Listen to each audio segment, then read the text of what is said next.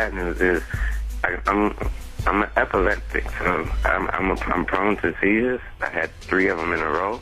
My heart rate went down to like 30%. I could die.